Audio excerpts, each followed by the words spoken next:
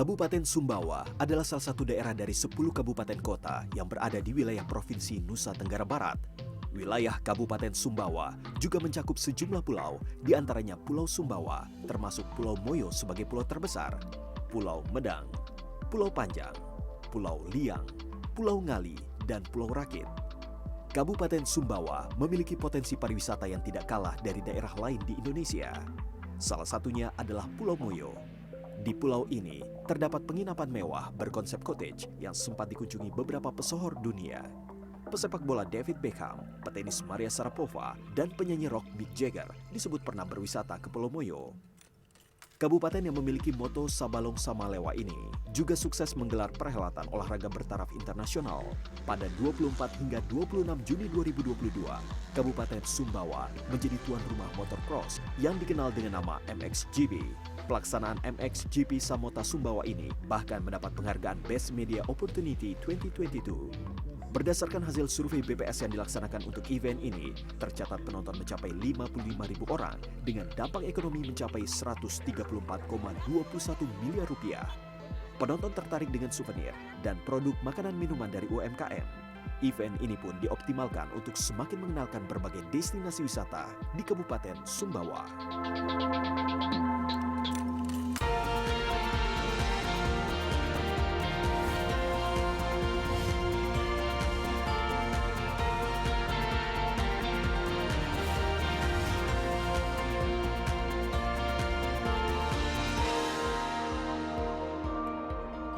Nama Sumbawa akhir-akhir ini sempat naik daun. Kabupaten ini menjadi tuan rumah dari sebuah perhelatan olahraga bertaraf internasional yaitu motocross GP. Nah, lebih dari 50.000 ya orang datang ke daerah ini baik dari tentu saja Indonesia sendiri maupun dari mancanegara. Tapi Sumbawa juga terkenal dengan banyak ya beragam macam-macam yang lainnya, misalnya tenun Sumbawa yang begitu indah dan unik. Ada juga madu murni yang langsung bisa didapatkan dari hutan. Madu Sumbawa ini cukup terkenal ya, khasiatnya juga banyak. Dan ada juga susu kuda liar. Nah, ini tentu saja perlu dicoba bagi teman-teman yang ingin berkunjung ke Sumbawa. Selain itu, apa-apa saja potensi yang bisa kita dapatkan dari Kabupaten Sumbawa? Insight with Desi Anwar saat ini berada di Sumbawa bersama Bupati kita Pak Mahmud Abdullah. Halo ya. Pak Mahmud, apa kabar? Kabar baik Mbak Desi. Iya, terima kasih. Ini kita berada di kantornya Pak Bupati. Sekarang kan saya lihat itu luar biasa sekali. Ini apa nama topinya? Ini namanya ya? sapu ini. Sapu namanya. Sapu, Dan ini khas. Khas Sumbawa. Ya. Dan ini kalau pakaian tradisional ini sekarang sudah merupakan bagian dari seragam kantor atau bagaimana Pak Bupati? Pada acara tertentu aja, seperti kemarin ada ada perhelatan dari Lembaga LAT, Lembaga Adat Tanah Samawa. Itu kita pakai pakaian semua, pakaian adat ya tradisional. Tradisional ya. Tapi sekali seminggu kan juga ada kan katanya. Ada paling sekali seminggu itu batiknya Mbak. Batiknya. Untuk batik iya. Yang produksi Sumbawa. Iya, penting sekarang kalau kita harus mengapresiasi ya budaya itu sendiri. Nah, Sumbawa ini merupakan bagian dari Provinsi Nusa Tenggara Barat tentu saja. Pak Bupati, bagi mungkin teman-teman yang belum pernah atau ingin ke Sumbawa, bisa cerita sedikit keunikan dan khususnya dari sejarah dan budaya Sumbawa ini. Oke, terima kasih Mbak ya. Langsung aja barangkali ya. Ya, langsung Pak Bub. Sumbawa ini, kalau dari asalnya, Sumbawa ini dulu kan, saya rasa semua daerah di Indonesia ini, dulunya berasal dari kerajaan-kerajaan kecil. Setiap desa itu ada kerajaan kecamatan lah kalau sekarang ya. Ada kerajaan-kerajaan kecil yang berkumpul, mereka membentuk suatu komunitas, mengakui satu raja. Itulah yang terjadi di Sumbawa.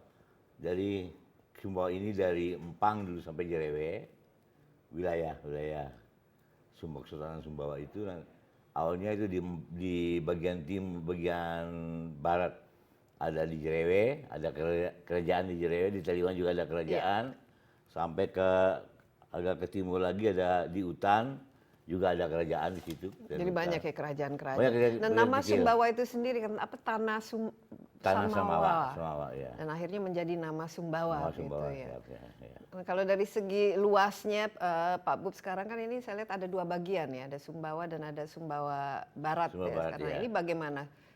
Jadi ceritanya? dulu Sumbawa ini satu kabupaten, Mbak, sampai dengan Sumbawa Barat. Kita ada waktu itu 14 kecamatan. Tapi Sumbawa Barat dia keluar dari karena ini pemakaran, dia membentuk kabupaten sendiri, Kabupaten Sumbawa Barat. Dulu asalnya ada dari Sumbawa juga dulu, Kabupaten Sumbawa. Nah, Ya. populasinya sekarang kira-kira sudah berapa ya khusus di Kabupaten Sumbawa yang di bawah Pak Bupati? Kita ini? sekarang ini ada 17 kecamatan, Mbak. Tapi 24 populasinya kira 24 jumlah penduduknya Jumlah kira- penduduk masih kita 500.000. 500.000, Ya, jadi ya. masih dan luas tanahnya Luasnya yang lumayan. lebih luas.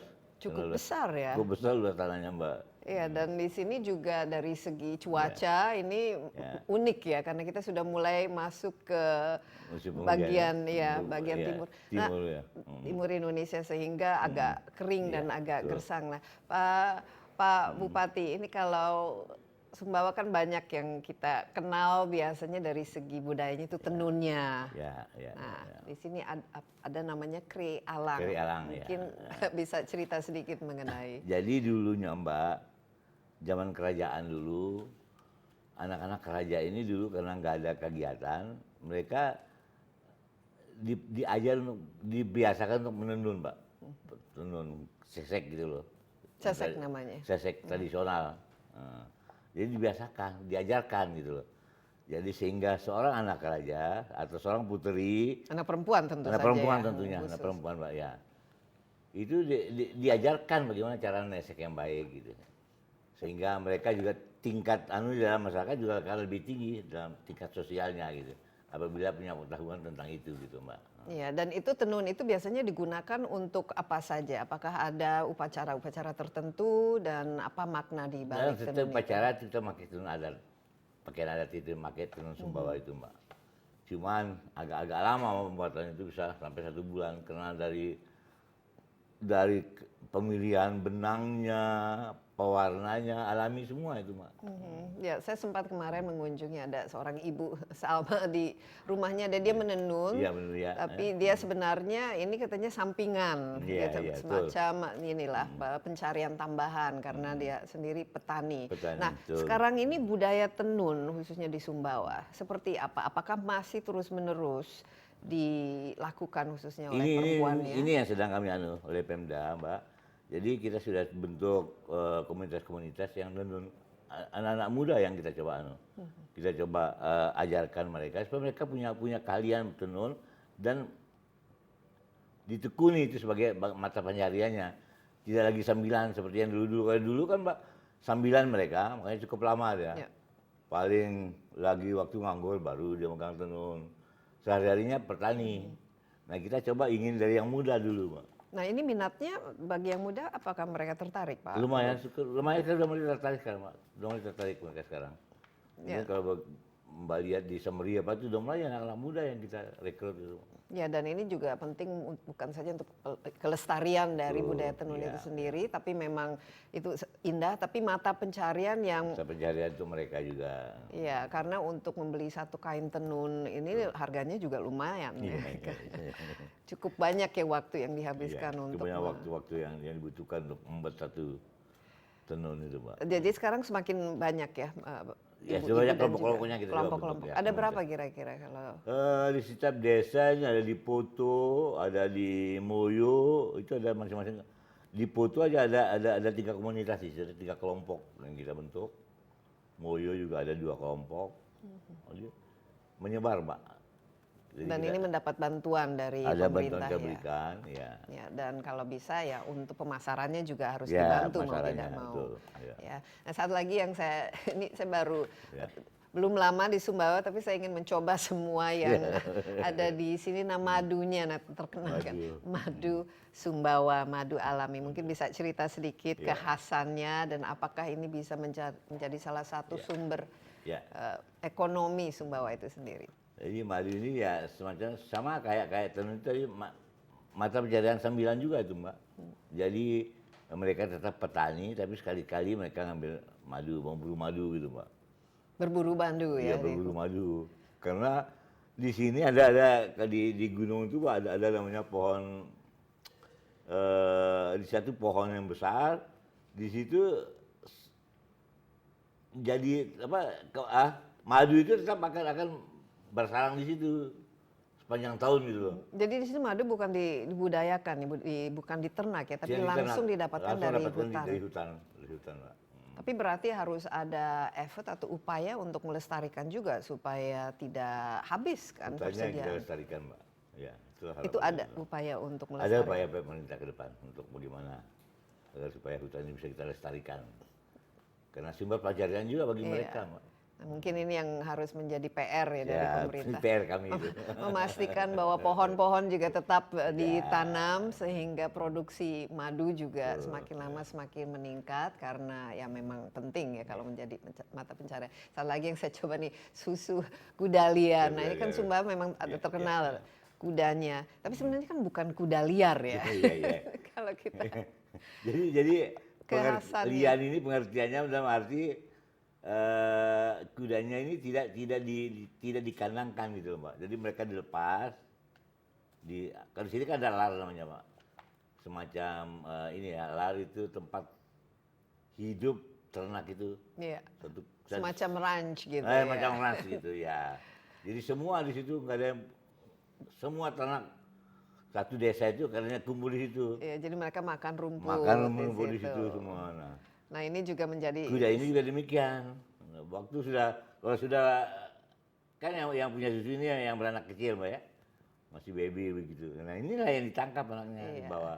Tapi jangan sampai karena kita minum susu kuda liarnya si anak kudanya nggak punya Iya. nggak punya Iya. susu, Karena pegang nggak bagian bisa. dianya Mbak. Tapi ada berapa kira-kira Pak Bub jumlah kuda yang ada statistiknya tidak kira-kira ada berapa Sebetulnya ekor nanti bisa kuda? datanya saya berikan Mbak, ada datanya ada. Tapi masih banyak. Masih ya? banyak kalau kuda ya. Dan ini masih digunakan untuk apa? Pacu Kuda atau pacu, sebagian juga untuk alat angkut.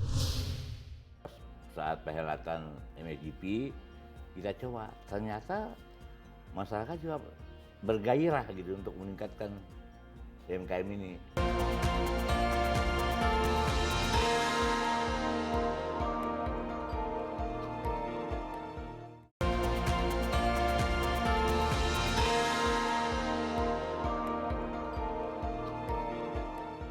Kalau kita lihat dari secara ini Pak Bupati sudah menjadi bupati sejak April tahun 2001 ya, jadi lebih dari 1,5 tahun ya sekarang ya Satu menjadi tahun, ya. bupati. Ya. Nah tantangan ketika menjadi bupati ini apa-apa saja? Karena kalau secara keseluruhan ini kan masih mata pencarian masyarakat semua masih rata-rata petani dan Betul, nelayan ya. betul. Mungkin bagaimana dari taraf kehidupan dan juga tingkat kemiskinan Pak Bub yang masih menjadi fokus pemerintah? Tantangan terbesar kami nih Mbak, karena terus terang Sumbawa ini kan produksi jagungnya cukup tinggi Mbak. Jagung itu? Jagung. Kita malah sudah sampai ekspor ke Filipina. Nah, cuma yang bermasalah bagi kami ini karena jagung ini kan nanamnya harus di lokasi yang terbuka, nggak ada pohon kayu, nggak boleh ada penduduk gitu Mbak. Nah, dampaknya nih hutannya yang rusak. Nah itu dia. Ini sedang kami akan upayakan sekarang ini. Itu tantangan paling besar bagi Sumbawa nih Pak. Begitu hujan, karena hutannya udah gundul, ditanami jagung ya udah banjir. Nah tapi ini kan harus ada strategi ke depan karena ini kan tidak sustainable ya, tidak bisa. Inilah kita akan coba sekarang ini, kita coba malah saya sudah sampaikan ada daerah tertentu sekarang yang tidak boleh sama sekali untuk ditanami jagung. Kami sudah instruksikan itu daerah sumber air kayak di Batu Lanti, sumber air itu nggak boleh sama sekali orang tanam jagung di situ. Nah jadi mata pencariannya jadi apa yang dikembangkan kalau memang masyarakat sudah tidak boleh lagi menanam jagung di tempat-tempat? Karena jagungnya kan baru sekarang, Mbak. Bukan baru sekarang. Jadi ini sekarang, sesuatu yang dari baru. Dari dulu. Dulu kan petani mereka biasa aja mereka. Ada kayak di atas sana mereka ada kopi. Kita coba kopinya kita perbaiki, malah saya coba sekarang ini buah-buahan kita coba kembangkan di sana, Mbak, di Ya. Batu Lantir. Nah, kopi ini kan salah satu yang bisa dikembangkan Ya. karena di sini juga saya lihat ada kopi luwak, Kopi luwak, luar, ya. luwak liar yang Ya. didapat dari hutan. Ini bagaimana mengembangkan supaya bisa menjadi salah satu produk unggulan Sumbawa? Kopinya yang kita, Mbak, kopinya. Kopi yang sekarang ini yang paling disenangi orang kan yang jenis Arabica. Yang Arabica ini rata-rata di ketinggian dia. Iya, harus dataran tinggi kan? Dataran tinggi. Iya, lebih paling bagus itu di atas 1000 meter lah. DPL, di atas permukaan laut. Nah ini yang kita perbaiki mutunya, jenisnya yang kita coba perbaiki, Mbak. Caranya apa? Bagaimana para petani kopi ini apa yang difasilitasi? Kami dinasnya kami suruh turun, coba berikan perhatian kepada mereka sambil bibitnya juga disiapkan bibit untuk mereka. Sekalian juga kalian coba kembangkan untuk buah-buahan. Dan ini buah-buahannya di perkebunan atau memang ditanam di hutan? Karena di hutan, Mbak, di hutan. Hutan ya sudah ada batasnya batas mereka kan. Menjadi Lahan mereka, bagian mereka gitu loh. Ya, tapi ini juga bagus bagi madu ya. Ya, untuk madu juga sekalian bisa kita kembangkan di situ. Oke, ya pada intinya buah-buahan lah, ada banyak. Buah-buahan, ya. Kalau sekarang yang ini kan ada duren, Nah, rambutan, duren ini mangga. kita coba sekarang ini. Duren yang kita coba kembangkan di sana, dari atas sana. Dengan kemiri. Nah, kemiri Ya. dan juga mungkin ya seperti kacang-kacangan seperti macadamia dan lain sebagainya itu kan biasanya kan bagus ya Ya, untuk ditanam. Pak Bupati, ini kembali ke tadi dari produk-produk unggulan yang bisa menjadi kekhasan tapi juga mata pencaharian dan peningkatan ekonomi di Sumbawa ini. Ini saya tertarik jagung ini. Siapa yang memperkenalkan jagung dan sehingga sampai diekspor ke Filipina? Paling jagung ini ya sekitar 5-6 tahun terakhir ini mulai rame. Dan memang kita akui karena harganya juga cukup tinggi dia kan, Mbak. Ya, yang susahnya ini penanamannya simpel tapi merusak Iya. lahan gitu loh, Mbak. Dan banjir dan bencana alam menjadi Bencana salah alam, ya. satu Dia karena pohonnya udah masalah. jagung ini kan nggak bisa tumbuh kalau ada pelindungnya, harus terbuka sehingga nggak boleh ada pohon kayu di situ selain dari jagung. Bahkan rumput pun nggak bisa tumbuh dari situ pada saat tanam jagung itu.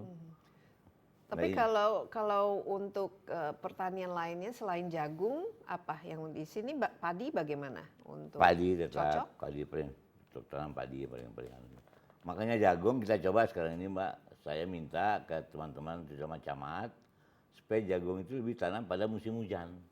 Dia setelah panen padi sambung kemaraunya nanti dengan jagung sehingga tidak memperluas area tanamnya ke hutan, jadi tetap di sawah yang sudah ada itu. Iya, dan ini juga harus mengurangi ya bencana alam. Saya dengar ini banjir menjadi salah satu masalah di sini. Pak Bub, apalagi tantangan selama 1 tahun ini? Apa fokusnya? Selain jagung ini, bagaimana untuk yang lain-lain, misalnya untuk meningkatkan perekonomian dan juga mengurangi yang jelas kami ini sekarang ini termasuk UMKM, Mbak.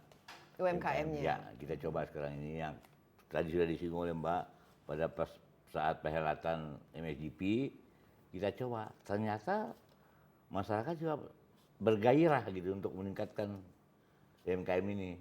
Dan sampai sekarang pun kami setiap minggu mengadakan ini ya, ada semacam bazar. Iya, bazar untuk UMKM gitu. Itu apa saja fokus UMKM yang bisa dikatakan berhasil, Pak Bupati? Makanan. Cocok, makanan ya. Makanan yang terutama. Makanan kecil, makanan ringan. Ya, tadi permen susu itu salah. Permen susu ya. Dan juga tadi produk olahan madu Ya, itu olahan bisa. madu ya, Mbak ya. Iya. Kalau madu ini kan langsung dari hutan diambil. Iya. Tapi kan ini harus dikemas lagi Ya, dan ini bisa. Jadi bagaimana? Ini kan kita sekarang sudah bisa dikatakan keluar dari COVID. Ketika COVID, Pak Bub kan sudah mulai jadi bupati ya pas di Ya, tengah-tengah di COVID. tengah-tengah Bagaimana COVID itu. penanganan COVID saat itu? Penanganan COVID saat itu memang kami agak kelabakan juga, Mbak. Karena apa, masyarakat kan terbatas ruang geraknya. Nggak bisa ada pertemuan, nggak bisa ada keramaian. Sehingga Nah, kita coba dengan mengembangkan yang lain seperti tadi kresesek itu, tenun. Tenun, Kita harapkan mereka bisa dan juga ya termasuk untuk UMKM juga mulai kita coba gairahkan di situ, Mbak. Saya tenun juga untuk apa? Baju-baju ini. Itulah yang coba kita coba kembangkan, Mbak. Sekarang sudah mulai bangkit kembali ekonomi di. Syukur alhamdulillah, sudah mulai bangkit sekali. Ya. Sempat jatuh ketika COVID ini. Ya waktu UMKM COVID itu banyak ya. jatuh sama sekali nggak ada kegiatan malah Nggak ada nggak kegiatan. jatuh, Mbak. Nggak ada kegiatan. Tapi bantuan kan ada kan, Ya bantuan BLT. kan seberapa sih nggak seberapa kan bantuan dari pemerintah itu. Nah, mereka aja kita himbau gimana agar supaya mereka bisa mengatasi dirinya sendiri tanpa bantuan pemerintah. Tapi Gitu. fokus anggaran dari Pak Bupati waktu itu digunakan untuk apa saja? Ya untuk saat masyarakat COVID? kita berikan untuk yang anu, Pak. Tetap kita dari atas kan sudah ada instruksi Ya. untuk coba bagaimana untuk bantuan kepada masyarakat tetap kita laksanakan. Dalam ini penanggulangan COVID itu sendiri bagaimana cukup ini kan berapa yang sempat kena dan ketika ada vaksinasi bagaimana mereka Cukup lumayan ya, Mbak. patuh, Ya, cepat dan- tenang kita. Jadi begitu mulai lagi saat waktu tingginya COVID dikit-dikit kan meninggal, Mbak. Nah Ngeri juga kita itu rasanya. bagaimana dari segi fasilitas Ya, waktu itu, kesehatan, iya. nakesnya dan Sehingga kami di sini terus terang Mbak bentuk rumah sakit COVID tersendiri. Jadi sekarang ini sampai sekarang juga masih ada rumah sakit COVID itu tersendiri dia. Rumah sakit sering sana. Isi lengkap fasilitasnya di situ dengan dokter spesialisnya oh, dengan jadi cukup lengkap ya. cukup lengkap, Bang. Ya. Oh, biasanya kan yang perlu untuk isolasi, rumah-rumah untuk karantina. hal-hal Waktu seperti saat itu. tingginya kemarin ada kita Ketika bentuk. waktu Delta kan, Oh ini iya, tahun waktu Agustus. varian Delta itu. Masyarakat sendiri masing-masing kita minta camat buatkan ada untuk isolasi mandiri, isoman. Nah kalau dari ini vaksinasi, masyarakat juga Vaksinasi kita kejar. Bagi waktu saat MXGP kemarin kita kejar, Mak, persentasenya. sudah berapa persen sekarang divaksin? Sudah cukup lumayan juga. Harusnya lebih kalau minimal vaksin 1 dan kedua itu Ini yang sudah yang kedua kita. booster sekarang kan Booster sudah. kedua, ya.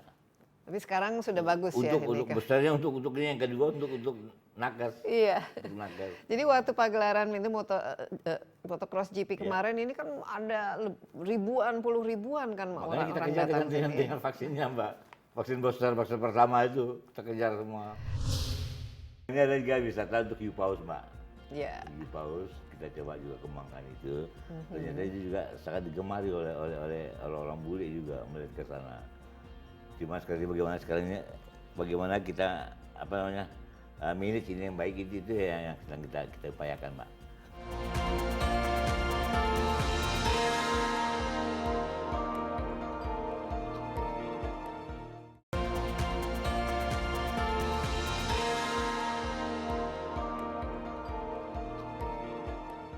Kalau saya lihat ini kan untuk ke Sumbawa saja kan akses agak ya cukup menantang ya. Ya, Saya ke sini naik pesawat yang masih propeller lah gitu. Dan untuk menjadi tuan rumah begitu banyak orang kan harus ada tempat tinggal, hotelnya, tempat tinggalnya, makanannya gitu. Nah, itu bagaimana? Ya kami aja kerjasama semua, Mbak. Semua kita libatkan. Masyarakat juga kita libatkan. Masyarakat juga kita minta mereka bila perlu ada rumahnya yang nggak terpakai, pakai rumahnya, sewakan. Karena orang semua rata-rata cari tempat tidur waktu itu, waktu MXGP itu. Masyarakat juga kita minta mereka bagaimana untuk kebersihan juga kita minta semua. Pasekda apa semua turun masing-masing ada daerah binaannya, Mbak. Bagaimana agar supaya betul-betul kita coba secantik mungkin lah Sumba ini kita coba perlihatkan kepada orang luar. Memang yang kemarin karena memang membuat hotel kan sangat sekali, Mbak. Nggak butuh dana besar itu. Kita dibantu juga oleh pemerintah provinsi dari pusat juga dengan ini hotel terapung kapal. Di situlah kita coba itu diatasi dengan itu barangkali, Mbak. Nah, waktu tapi itu. dampak yang dirasakan langsung terhadap masyarakat Sumbawa dengan adanya event seperti itu? Apa-apa saja Pak Bub? Kalau sebenarnya itu UMKM-nya yang Jadi dari segi ekonominya, segi ekonomi terasa meningkat. meningkat Mak, rata-rata. Ya orang aja datang ke sini kan pasti bikin makan Pak, gimana nggak makan? Makan, belanja. Makan belanja. Jadi itu yang membuat masyarakat. Nah sehingga setelah MAGP kita lanjutkan dengan ini Car Free Day setiap minggu itu. Setiap minggu. Ini jadi ada pagelaran UMKM. UMKM di situ sudah. Jadi kalau ini biasanya kalau Car Free Day untuk olahraga, tapi ini justru untuk belanja ya. Untuk belanja. Car Free Day-nya. Olahraga sambil belanja Mbak. Nah ini Motocross GP ini kan sudah ada kontrak untuk 4 tahun ke depan ya. Nah ini apa-apa saja yang masih perlu dipersiapkan khususnya dari aksesnya, infrastrukturnya. Ini kami sekarang ini sedang mencoba, karena kemarin kan lahannya kan bukan lahan pemerintah Pak. Ini lahan orang swasta. Insya Allah tahun ini kita sudah coba untuk akan membayar bagi lahan itu nanti. Oh jadi beli dari? Kita beli dari misalnya, kita bebaskan gitu. Supaya nanti kita harapkan bantuan dari pusat, dari pemerintah provinsi juga bisa ikut membantu kami untuk membangun stasiun arena olahraga di situ. Sirkuitnya itu ya. Saya sudah lihat itu lumayan juga ya ini ada. Dan itu sirkuit ya yang Samota ya. Semota ya. Dari segi anggaran ini ada bagaimana Pak Bub? Saya lihat 10 tahun terakhir katanya Sumbawa itu laporan keuangannya itu selalu WTP, wajar tanpa ini sesuatu yang membanggakan tentu saja, termasuk yang terakhir. Ini apa kuncinya dan juga bagaimana memastikan bukan saja transparansi, akuntabilitas, tapi penggunaannya yang memang khusus untuk memajukan daerahnya, Pak. Jadi kami di sini kebetulan saya dari WTP pertama saya ikuti Mbak. Dari yang 10 tahun yang lalu, tahun 2012. Saya mantan sekda Pak. Iya. Jadi pernah ikuti semua itu. Bahkan kita sebelum WTP dulu kita malah disclaimer. Karena kakak disclaimer itulah munculnya WDP dulu kan. WDP sampai 3 tahun baru WTP. Dan kita coba itu ternyata juga saya minta Pak Sekda juga itu betul-betul mengawal ini semua. Ini kan yang penting terbuka saja Pak. Ya. Caranya apa? Apakah sekarang ada menggunakan ini serba online, serba terbuka? Bagaimana? Ya itu alunya kita coba dengan online juga untuk pendapatannya lewat online supaya semuanya bisa melihat gitu, bisa manage dengan baik. Dengan baik ya. Tapi alhamdulillah Pak, karena semua dinas-dinas juga teman-teman UPD juga kita minta supaya betul-betul bagaimana kita tetap pertahankan UTP ini. Dan anggaran ini memang sesuai ya, dengan tidak ada bocoran ataupun karena kita tetap dengan kan setiap tahun kita diperiksa oleh BPK Mbak. Jadi syukur alhamdulillah setiap apa BPK ya kita langsung laksanakan. Jadi pemerintah yang bersih dan transparan ini penting. Pengguna ini PAD terbesar dari mana pendapatan? Kata pertanian Mbak. Pertanian ya. Kita coba sekarang ini sudah mulai untuk dari perikanan sudah mulai. Nah ini perikanan karena ini kan pulau ya, harusnya perikanan menjadi salah satu. Termasuk udang Mbak, udang. Udah mulai ya, kita akan lari ke sana nanti produksi udangnya kita coba tingkatkan. Jadi udang menjadi salah satu ya. Iya salah satu. Kalau dari segi pariwisata karena ini apalagi dengan begitu banyaknya ini turis sekarang sudah ke sini dan di sini juga ada Pulau Moyo ya. Pulau Moyo. Dan banyak situs-situs yang cantik ya, yang itu yang ada air terjun. Sekarang ini Mbak, karena pariwisata juga kita coba karena ini kayaknya yang ke depannya yang bisa meningkatkan income daerah dari pariwisata. Kita coba sekarang ini, ya lebih sekarang ini kita selain dari Pulau Moyo itu yang sudah mendunia kalau Pulau Moyo ini Mbak. Iya. Mahal.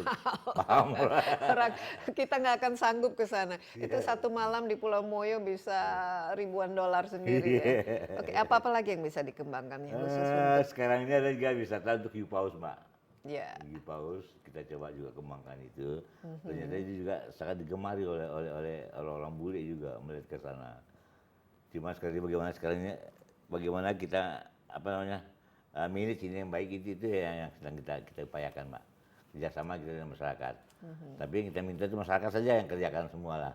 Kita hanya memantau bagaimana supaya mereka jangan sampai terlalu mahal, dari segi kebersihannya bagaimana, itu yang sedang kita coba. Ya, dan dilakukan tentu saja dengan ramah lingkungan dan lain sebagainya. Tapi ngomong-ngomong dari segi kesejahteraan masyarakat, ini kan PR seorang bupati kan memastikan kan semuanya sejahtera. Dari segi kesehatan, pendidikan, bagaimana Pak Bub? Seberapa besar ini menjadi concern dari tugasnya seorang Dari bupati? pendidikan kita tetap harus ada 20% dari dana itu harus ke arah pendidikan, Mbak. Itu kita tetap laksanakan itu. Malah lebih 20% itu dari anggaran.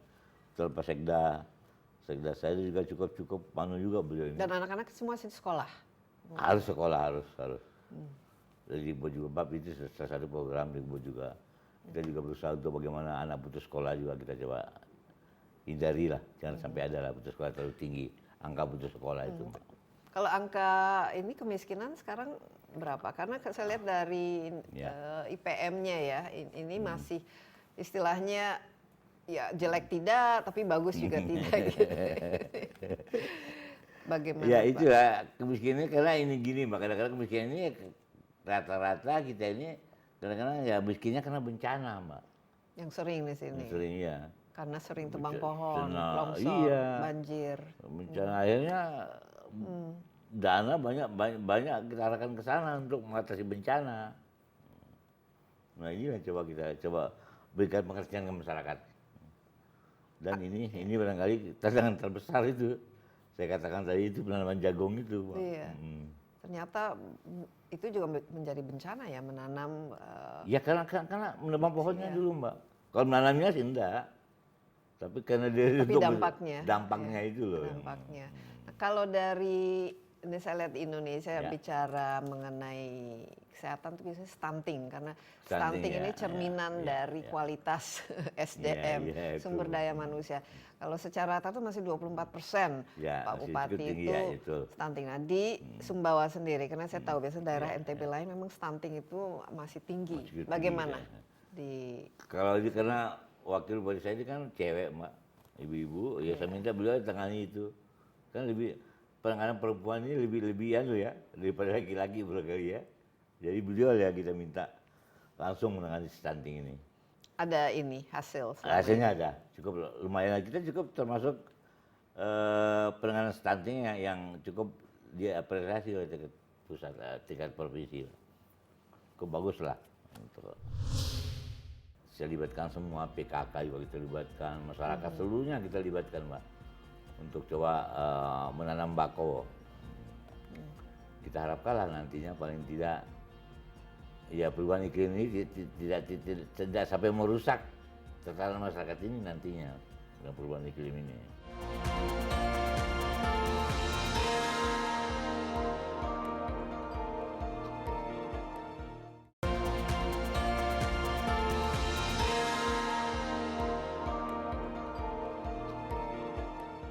Nah, dalam 1,5 tahun ini kira-kira apa yang Pak Bub merasa nih kebanggaan dari keberhasilan lah yang dilakukan yang bisa di-share lah, dibagikan. Ya, saya nggak berani nyomokan diri juga ya. Ya mungkin lebih karena yang kan masyarakat, Mbak. Ya yang dinilai sukses lah, dianggap berhasil selain mendapatkan WTP apa atau paling tidak yang menjadi fokus perhatian Pak Mahmud. Kalau saya sih bagaimana agar pendapatan masyarakat ini bisa meningkat, kesejahteraan masyarakat bisa meningkat. Nah salah satunya ya seperti itu tadi, dengan UMKM ini coba bergerak, pemerintahnya sekarang ini bagaimana mendatangkan orang sebanyak mungkin, seramai mungkin ke Sumbawa. Serahkan itu semuanya ke masyarakat, biar mereka yang bab orang kita sudah undang orang pasti kalau 2 hari saja di sini kan pasti butuh makan, Mbak. Nah, butuh makan ya sudah serahkan masyarakat aja yang bagaimana cara masyarakat makan di sinilah. Serahkan aja ke masyarakat itu. Ya NKB itu yang bergerak sekarang ini. Kalau saya itu barangkali langkah. Ada target jumlah UMKM yang ingin dicapai? Ya kebetulan kami sekarang ini Mbak untuk coba juga ada ini ya dengan UMKM yang lain ya. Kita coba sekarang ini dengan UMKM yang halal, sertifikasi halal. Jadi kita minta semua yang produk makanan di Sumba ini bersertifikasi halal. Kita bantu nanti oleh dari OPD-nya, dari Uperindak mencoba membantu untuk sertifikat halalnya itu, Mbak. Ya. Dan ini sedang kita laksanakan sekarang, sedang berjalan ini sekarang ini. Karena pemerintah juga mengharapkan kepada kita paling tidak masyarakat ini tambah banyak sekarang ini yang punya kartu berusahanya. Nah ini juga sekarang ini UMKM ini yang kita coba. Kalau khusus untuk yang mancanegara, karena ini dari tahun ke tahun tuh akan semakin banyak ya, khususnya dari mancanegara yang datang ke sini. Akses tadi, apa yang perlu dilakukan? Apakah bandaranya memang cukup memadai untuk jumlah pendatang yang semakin meningkat, dan juga fasilitas yang memang bertaraf internasional nih Pak Bupati? Iya terus terang akses ini kan ini terus terang kalau kami semua yang tengah kami tidak akan mampu Bupati, Mbak. Kami minta tetap harapkan bantuan pusat, bantuan provinsi. Selama ini bagaimana komunikasi, koordinasi? Ya komunikasi kita tetap dibantu, Pak. Ya kayak kemarin saja sebelum perhelatan SDP juga Pak Menteri Perhubungan juga langsung ke sini melihat. Insya Allah berkali kita juga dijanjikan bandara ini juga karena akan ditingkatkan, akan dicoba tingkatkan. Provinsi juga demikian, Pak. Dan apa kira-kira bantuan yang dibutuhkan oleh dari provinsi ini? Dan ya, kalau provinsi yang kita harapkan ya paling bagaimana Gus memperlancar ini aja, Mbak. Komunikasi ini, transportasi ini. Kita harapkan berkali. Dan bagus ini komunikasi khusus dengan pusat. Pusat sering ketemu dengan pusat Pak Bupati dalam ya untuk mendapatkan ini award WTP. Tapi selama ini tidak ada masalah ya, ada komunikasi antara pusat, koordinasi, karena biasanya kan ini yang menjadi salah satu. Syukur alhamdulillah Pak, kita masih baik-baik aja sekarang ini untuk komunikasi. Ya karena kuncinya kami bukan nggak apa-apa sih, jangan macam-macam aja sih. Bagaimana kalau memang dana itu ke masyarakat, paling kita berikan ke masyarakat. Tapi tantangan yang terbesar selama 1,5 tahun ini apa? Kalau dari segi kepemimpinan dan juga dari segi ingin memenuhi janji-janji yang ketika ingin menjadi bupati itu sudah tercapai atau? Ya tidak mungkin semuanya bisa kita penuhi semua Mbak ya. Paling tidak kita sudah berusaha kerjasama bagaimana semuanya OPD juga kita minta untuk menyusun apa kira-kira yang dibutuhkan tadi oleh masyarakat itu. Bukan diinginkan, yang dibutuhkan. Yang dibutuhkan. Ya. Apa yang dibutuhkan masyarakat itu sudah coba kita rencanakan itu. Apa yang 3 hal yang paling penting yang dibutuhkan seperti masyarakat? jalan, Mbak. Jalan.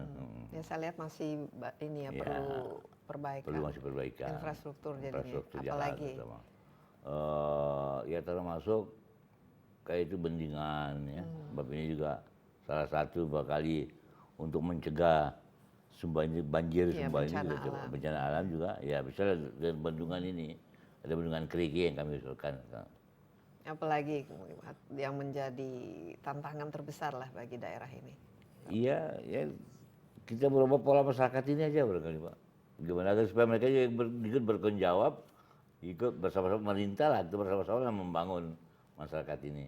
Jangan hanya diserahkan kepada pemerintah juga. Ya, jadi harus mandiri lebih banyak. Ya, semuanya. Makanya UMKM ini penting ya. Tapi ada mindset untuk menjadi pengusaha itu. Kan UMKM kan sebenarnya pengusaha kecil ya. Itu ada nih di masyarakat mindset seperti itu. Ya ini yang coba kita bangun, Pak. Kita coba berikan mereka dorongan bagaimana supaya mereka bisa jadi pengusaha nantinya. Dan tentu menjadi pengusaha tentu nanti juga akan membuka lapangan kerja bagi masyarakat yang lain gitu, Pak. Pengangguran di sini berapa persen Pak Bupati? Nah, angkanya sih enggak di bawah rata-rata atau? Ya, pengangguran lumayan, enggak terlalu Pak. Ya kita coba dengan lihat UMKM ini Mbak, kita coba. Iya.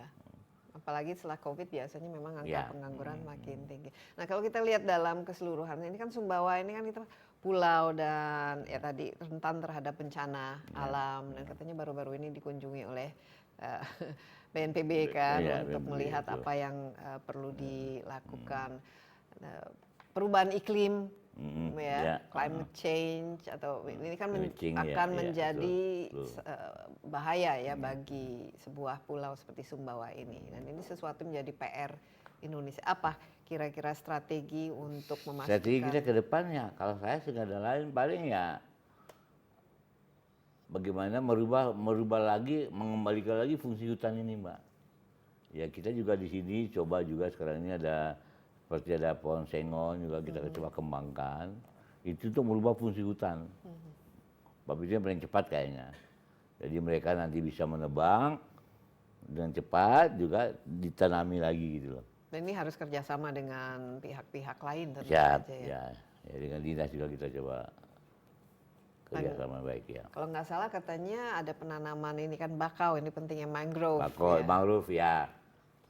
Kita dibantu dengan teman-teman pengusaha juga yang sekarang ini, kemarin minggu lalu kita coba saya libatkan semua PKK juga kita libatkan, masyarakat seluruhnya kita libatkan, Mbak, untuk coba menanam bakau. Kita harapkanlah nantinya paling tidak ya perubahan iklim ini tidak sampai merusak tatanan masyarakat ini nantinya dengan perubahan iklim ini.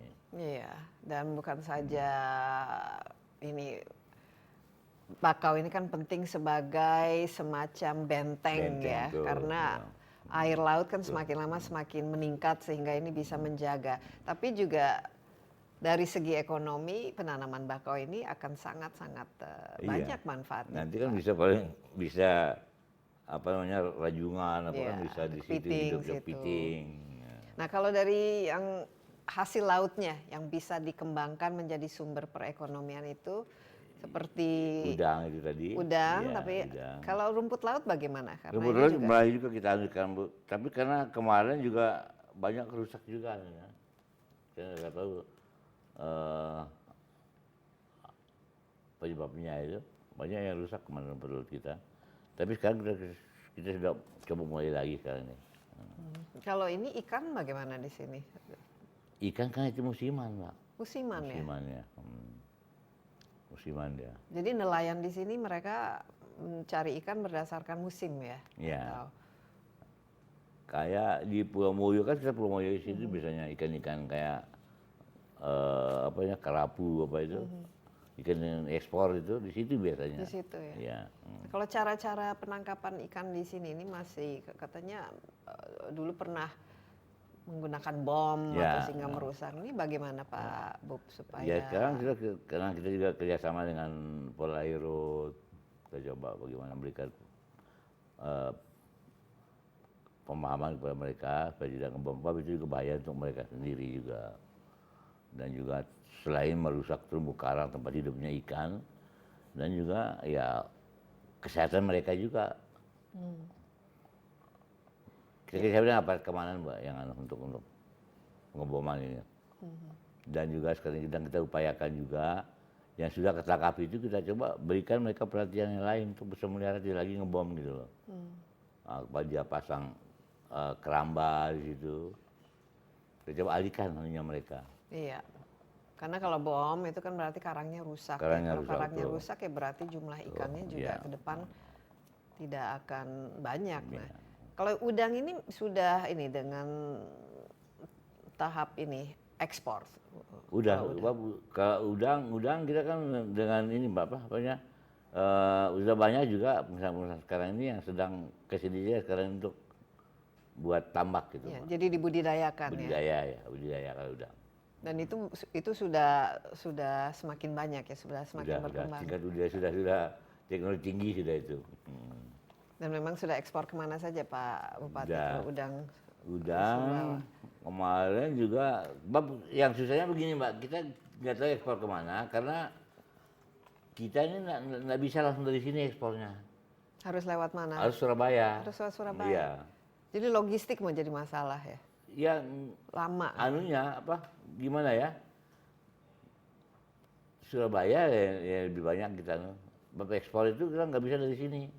Iya, karena di sini tidak ada pelabuhan Tidak yang ada pelabuhan besar. barangkali ya.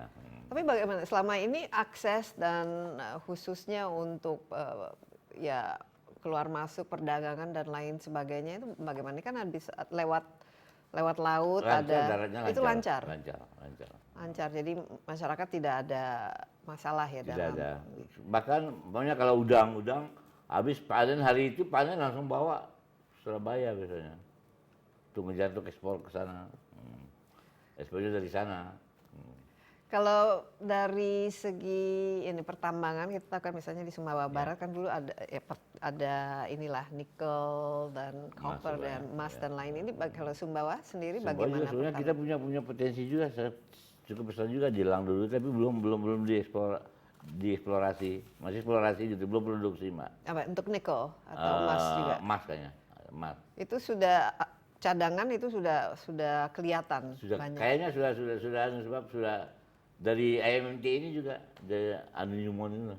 Setelah Newmont kan IMT. Nah, awan mineral ini juga yang dapat anunya. Ini masih tahap eksplorasi. Masih eksplorasi, ya. Cuman kalau ke depan ini kan harus hati-hati ya. Kalau pertambangan kan kalau tidak hati-hati juga bisa punya dampak yang. Siap.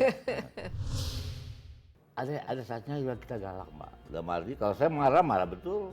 Oh ya? Enggak tanggung-tanggung, mau saya marahin mereka. Ya untuk mereka juga kok. Iya, nggak ada pelanggaran dari mereka, tapi saya panggil ke kamar ruangan, saya marahin betul, Mbak.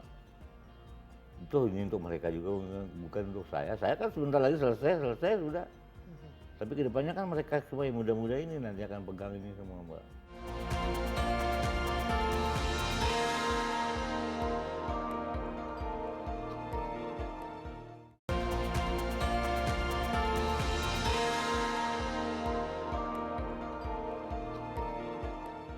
Pak Bupati, ke depan apa kira-kira? Ini kan masih ada 3 tahun lagi ya, yang masa 2024.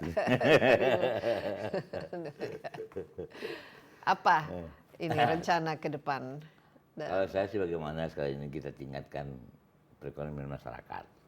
Ya salah satu seperti disampaikan tadi, mungkin lewat ada keramaian, USGP. Yeah.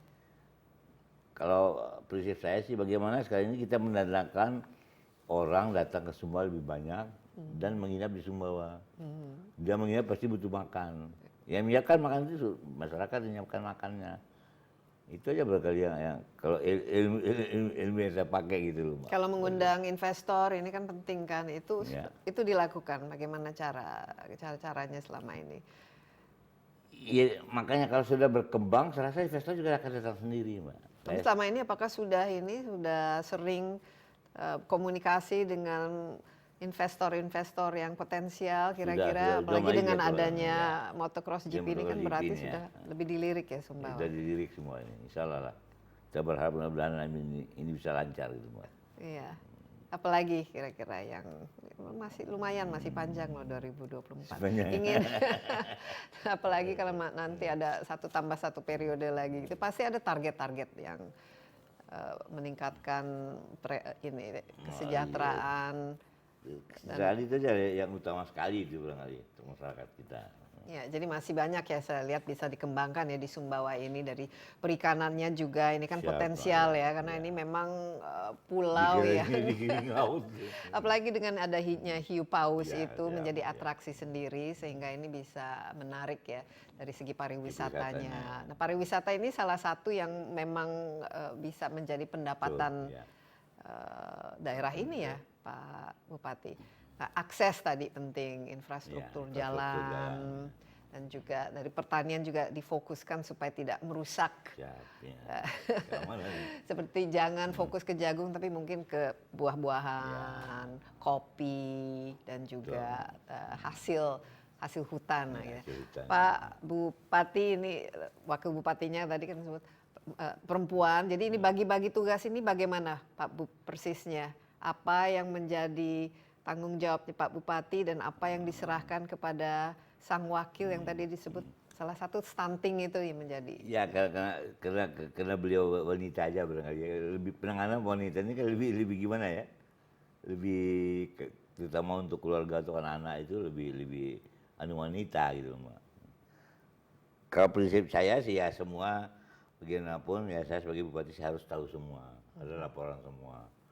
Yang mengerjakan ini saya bagi-bagi. Mana yang bisa kerjakan oleh wakil, kerjakan oleh wakil. Jadi nggak ada spesialisasinya harus ini enggak. Semua sekda juga demikian, semua kita berikan tugas. Jadi gaya kepemimpinan Pak Buk itu seperti apa? Cukup ini apa mengarahkan semuanya harus tahu atau delegasi atau Kalau bagaimana? saya Karena ini lebih- kan penting tadi ya, untuk kalau menciptakan saya lebih pemerintahan banyak yang barangkali saya harus tahu aja dulu. Mereka yang laksanakan. Saya serahkan keahliannya mereka. Kalau sekda sudah punya keahlian, beliau ini cukup lama di keuangan juga, saya serahkan beliau yang lebih saya kan kurang di ilmu keuangan, serahkan sekda sudah. Abu-abu pihaknya perempuan, biasa penguangan ini lebih ini ya apa lembut biasanya ya. lebih teliti. Lebih teliti. Kadang lembutnya kadang-kadang justru sangat lebih tegas itu perempuan biasanya.